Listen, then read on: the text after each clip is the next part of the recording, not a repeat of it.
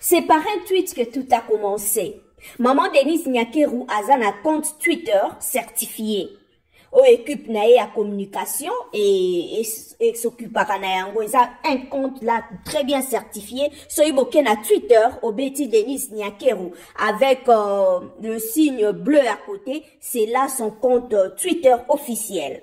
C'est par là que tout a commencé. Et banda qui Twitter et les réseaux sociaux, bande konanga ezaka kate pona koya kotaka ba vidéo na TikTok obinaka oningisaka sima olongola kabilamba olobaka n'importe quoi ofinga rabatu. Non.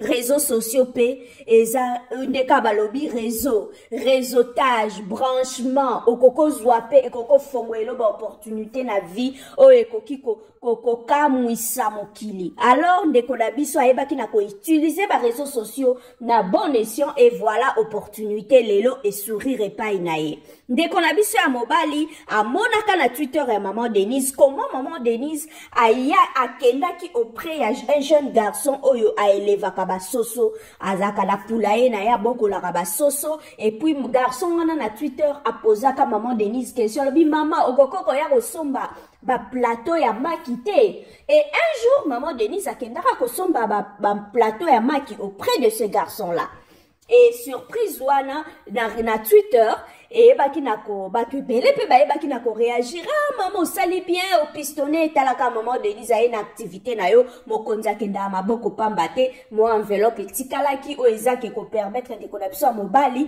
à développer poulailler na ye à développer encore pour la production ya ba machine et kola à produire un peu beaucoup plus par rapport ya ndenga bande ko produire tamazaki na ba moyen limité.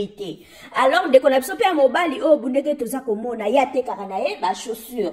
Donc tokoko benga échailleur, nandeke to benga na Kinshasa. Donc ba te karaba chaussures nae, azana ba fournisseur nae, koko zala ba chinois et koko zala ba wara na niveau ya zandu ba kato ba itaga ba louvre boyebi kande commerce ndenge kendaka ba zui na mois gros tango ya koya nango soka somba kyonga ta na mois $12, $13, ya koko ya ateki ata 15, ata 17, ata 12. Donc selon kaka et loko azala ngona maboko prix a sombelaki pe soka moni moi bénéfice moi muke likolo ezali a libérer loko ke ya zu moi bénéfice na cadre ka yako luka lipa survie po mwana mobali moto na mokili e kota ela bato eza passe kota ela ya na poto ya pa kokozanga kota ela ya na ngola ya pa kokozanga. Alors au lieu de croiser le bras, c'est un garçon à encourager à créer moi business na te kakanae comme ça à gagner ka moi lipa nae moi atia moi propriété nae na nzoto za na moi eloko ne moka komela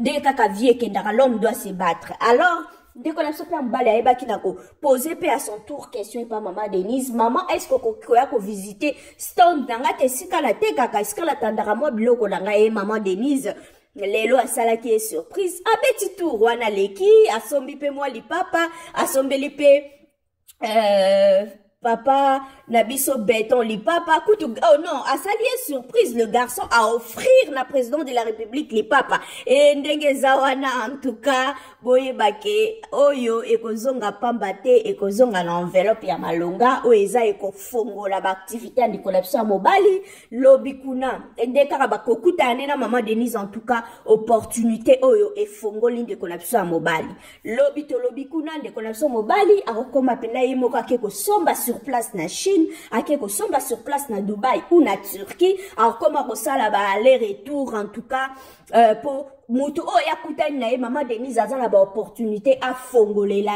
sur le plan commerce pour ba maman Denise azana na nini wana na faveur wana selon rang na bango et azana ba moyen wana ya couper ya azana exonération wana sur certains biloko. Alors moi ndeko na biso mobali so ba pesie ka moi couloir moko moke pour na business na ye ko pambwa manaye nyonso yango wana. En tout cas merci à vous tous de nous avoir suivis.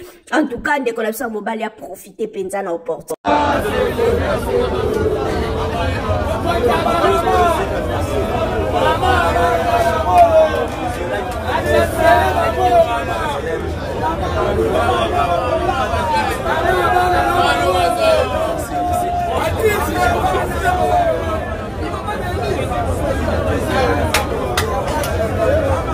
Maman le roi au Mandégamine. Vraiment. Hein? Hein?